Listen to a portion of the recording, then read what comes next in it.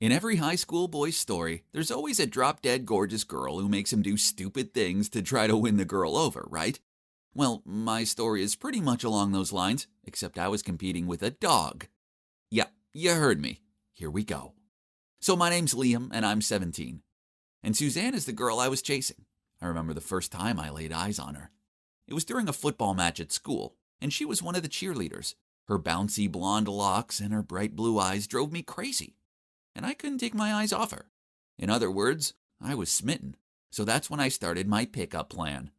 I paid my friend $10 to find out her address and her favorite food. Stalk her much? Well, this was only the beginning. Once I had her address, I walked up to her house holding a strawberry cheesecake with a love letter attached to it. I peeked over the fence and was about to put the cake on the doorstep, ring the doorbell, and run away. But as I was walking towards the door, a dog appeared and jumped towards me. I freaked out and tried to run away, but instead I face planted in the ground, and of course, the cake landed right next to me and the letter flew away. What a disaster! Plus, the damn dog kept biting at my pants. Meanwhile, I was screaming like a little kid. And guess who appeared at that moment? None other than Suzanne. Noticing the cake and the letter with her name on it, she smiled down at me, helped me up, and said she had a first aid kit inside. She said her dog Loki just got excited when he saw new people, and then she kept apologizing, but I told her it was okay. And to be honest, I'd fall down like that every day if it meant I got to be helped up by Suzanne. After that, we started texting, although most of the time she was sending me photos of Loki. Finally, after a few months of texts, I plucked up the courage to ask her out on a proper date, and it was amazing.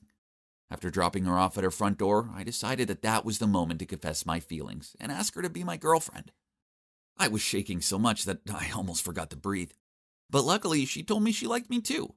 Then suddenly she grabbed me and planted a big kiss on my cheek. And so I held her and decided to go in for a proper kiss on the lips. But out of nowhere, Loki appeared and leapt on me and I fell flat on my face. Not again! And this time I was furious. I sat up and I was about to go crazy. But then I noticed Suzanne was laughing. "Loki seems to like you," she joked.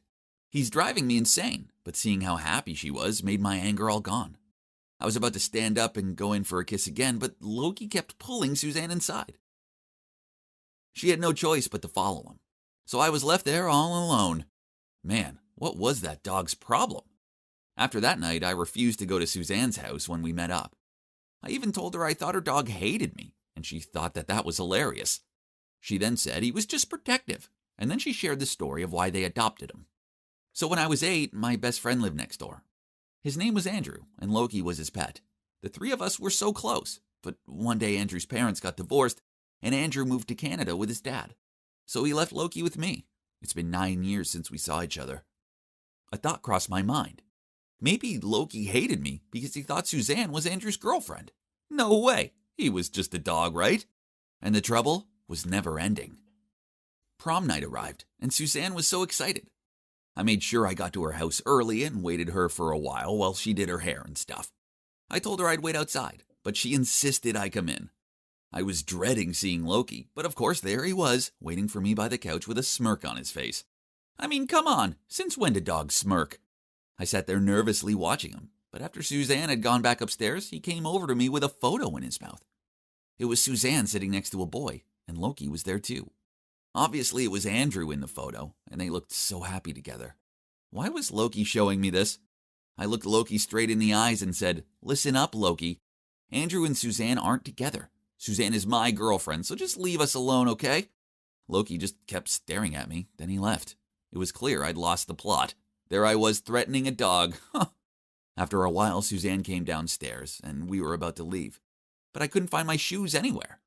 After 30 minutes of looking, we still couldn't find them, and by then Suzanne was pretty upset with me.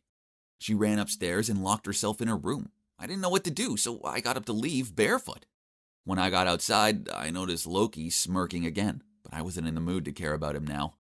Suddenly, I heard footsteps behind me. I turned around, and it was Loki with my shoes in his mouth. He dropped them at my feet and then ran off. I couldn't believe it. That stupid dog stole my shoes and ruined our night. I spent the next week texting Suzanne trying to apologize, and eventually she forgave me. But I still hate Loki so much. He was seriously making my life a living nightmare. During the summer, Suzanne was going to Chicago with her parents to visit her aunt, so she asked me to look after Loki for 2 weeks. What? You've got to be kidding me. I had no choice but to agree. If I said no, I'd risk losing Suzanne. So when I went to pick him up, I saw him standing there smirking at me again. It looked like he was saying, "Oh, hey, Liam, are you ready for 2 weeks of hell with me?" The worst part was all the instructions Suzanne had for me about how to take care of her precious Loki. Feed him with organic dog food 3 times a day in his special bowl. Then make sure he gets 2 walks a day, no less than 5 miles each time. And every night at 6 p.m. he needs his bath with his doggy bubble bath. He likes to be massaged behind the ears. And please read him a bedtime story to ensure he has sweet dreams. This had to be some kind of joke. How would I remember all of that? And as expected from day one, it was a total disaster. It was summer vacation. So I wasn't going to bed early. In fact, I was playing video games with my friends all night. So I never managed to wake up at 6 a.m. to feed him. And surely he wouldn't die if he skipped a meal, right? But well, he didn't give me much choice. He leapt onto my bed at 6:30 a.m., licking my face and demanding food. Another time I was going to my friend's house, so obviously I couldn't take him with me. So before leaving I said, "Hey Loki, be a good boy, I'll be back soon." Then I smirked and locked the door. Loki started barking, so I knew he was angry. Well, it served him right. However, when I got home that night, I discovered he'd peed all over my clothes and messed up my entire room. He'd clearly done this to get revenge, and I was fuming. I started yelling at him as I was cleaning up the mess. And that's when I realized that I'd have to take him everywhere with me. Even though he was super annoying, I started to understand why Suzanne loved him. He was smart, affectionate, and I guess it's kind of nice to have company. When I was watching movies alone, he would come over and lay in my lap. When I played video games, I could ask him to bring me snacks. And once I went to the toilet and realized the loo roll was finished, and I shouted, "Loki, can you please get me some loo roll?" And he actually brought me one. A few days later, we were out walking in the park, and I saw some boys playing basketball. I was desperate to join them, so I told Loki to wait for me. But after the match, he was nowhere to be seen. I freaked out and frantically searched the whole park, but it was hopeless. Suzanne would never forgive me if I lost her precious Loki. So the next day I put up some flyers hoping someone had found him. Well, luckily for me, someone called me and said they had found him. I immediately went to get him and waited outside the address they'd given me, which was in a kind of dodgy part of town. While I was waiting, 2 men dressed in black clothes approached me. They looked suspicious, so I tried to step out of the way, but one of them grabbed my arm and said, "Give us your money, otherwise you might get hurt." I started struggling and trying to get away. But this made them even angrier. I freaked out when suddenly I heard a familiar barking. Loki! He was rushing towards us and started biting at the robbers' clothes, pulling them away from me. I was so relieved, and after a while, the robbers ran off, scared half to death. I gave Loki the biggest hug, and he was wagging his tail in delight. Then a woman with a dog came towards us. Turns out she was the person who had called me. She'd been walking her dog Penny in the park when Loki had started following them and wouldn't leave Penny alone. He'd been smitten with her, so Penny's owner didn't know what to do and took Loki home. Eventually she saw the posters, and that's when she'd contacted me. So Loki was as bad as me, chasing a pretty girl. How funny. When we got home, I thanked Loki again for saving me. Then I said, "You know Andrew doesn't live here anymore, right? He's in Canada, which is far away. But listen, I love Suzanne so much, and I know you do too. So we'll take care of her together, okay?" He kept staring at me like he was waiting for something more. So then I said, "Oh, right. Yeah. If you agree, I promise I'll take you to Penny's house to visit her. Deal?" I reached out my hand to shake his, and he legit put his paw in my hand. Okay, done deal.